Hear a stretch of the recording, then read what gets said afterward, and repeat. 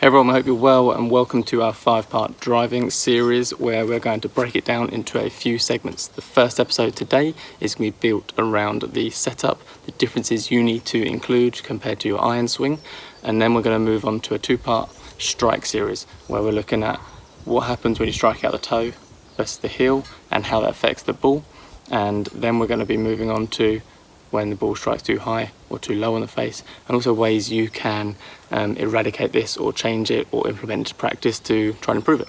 And then we'll finish up with a 2-part series on power, how to generate the most power from your body and things you can practice, especially while you're at home or on the range, to help to generate as much speed as you can. So first of all, we're going to have a look at the differences in setup. The first thing we want to look at is our angle of attack, and because there's not much loft on the driver, we need that ball further forward in the stance. If we have it too far back, what we'll see from the hoop here is the club is going to be travelling downwards towards the floor, and that means that the angle on the club is going to be de-lofted, and it's going to make it very tricky to get the ball airborne.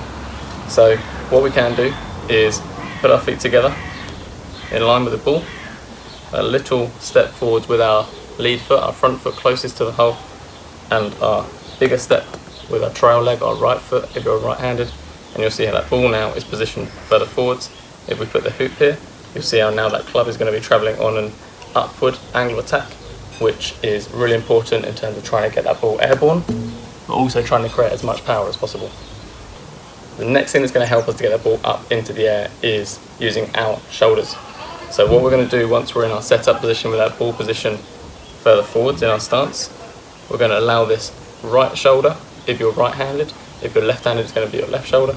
If you're right-handed, that right shoulder is going to drop. We're almost trying to create this launch pad with our shoulders, getting them up into the air.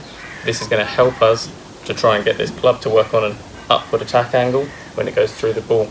If we were to lean the other way, it's going to create a downward hit, and again, we're not going to create the lift that we want. So, get into your setup position, allow that right shoulder to drop, and then you can take your setup position here. Now what you'll notice here as well is that my hands aren't ahead of the ball.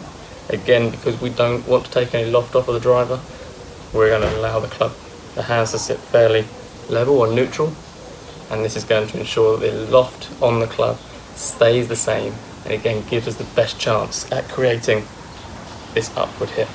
So you can see here the distance that I'm standing from the ball is much different to an A-time as it is from a driver, and the reason for that is purely down to the length of the club. So a good measure to try and have in place is that once you're in a setup position, you should be able to swing your hand between the butt end of the club and the front of your leg.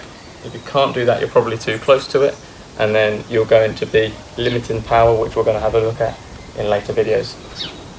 So a good way of getting into this position, start the club out in front of you here, bend forward from the hips, and allow the arms to just hang, and then take your setup from your feet. If you just set to the club here, it's going to be very hard to get into the same position, so take a setup with the club in front of you, bend forward from the hips, you can adjust to wherever the ball is, and then set your feet apart, and you can always have a little practice. So give that a go and make sure that you're standing far enough away from the ball. So the final thing we're going to look at in this series is the structure of the arms. Now, what you'll notice from this angle is you can see my front forearm in front of this arm here, and this is important because again you'll see in later videos it's going to really help us to create this turn, but also it's going to help to create this upward attack angle. As we discussed, we really want to try and get this club working upwards. Now if the right arm is forwards here and you can't now see this left forearm, this is going to encourage a bit more of a lift and a downward hit. So really try and, once you set the shoulders, allow this right shoulder, if it needs to sit a bit more backwards, but really try and let this right elbow sit a bit closer to the body so you can see that left forearm, and that's going to make it easier to try and turn and get more of an upward attack angle. So in summary, we saw 4 things there that are really important for our driving. The first part was our ball position, and linked with the second part with our shoulders, trying to create this launch pad, which is going to really help to try and create this upward attack angle, which is really important. Third part was a distance from the ball, and we've got a little drill to check that we are in place. And the fourth part that we looked at was the structure with the forearms. Again, some of these things are going to be covered over in our next few videos, but have a practice with those. I would recommend using the mirror or reflection or video yourself so that you can look back afterwards and check that you're in those positions.